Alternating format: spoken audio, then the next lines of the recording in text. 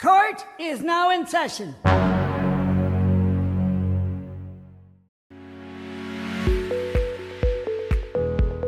Do you want to transfer shares in your company? You may want to transfer shares due to many reasons. Maybe you want to invite investors in exchange for funding, or maybe you want to give an employee shares in exchange for loyalty.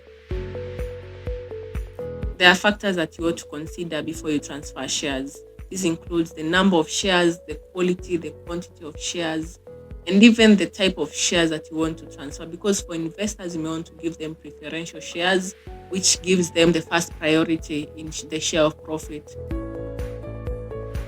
In Kenya, these are the steps that you may take if you want to transfer shares. The first thing is prepare minutes with the shareholders in a shareholders meeting for the transfer of shares. Then you ought to fill a transfer deed that is signed and executed by you and the person you are transferring the shares to. You may also want to fill a Form D that is supposed to be filled by your company secretaries, or it can be filled also by your auditors. It is also important to have a share purchase agreement between you and the person you are transferring the shares to. This gives you a legal protection from anything that may arise from the transfer. This also helps you to solve disputes, because in the share agreement, you're able to outline different clauses with different things that you agree upon.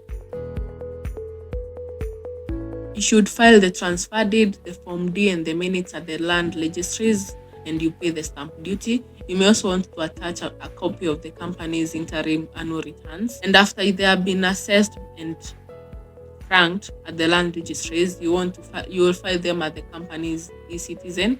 And if the company's registrar is ascertained that you have satisfied all the requirements that are needed to transfer the shares, then you'll change the company's records at the e-citizens, and you'll have successfully transferred your shares. This session is adjourned.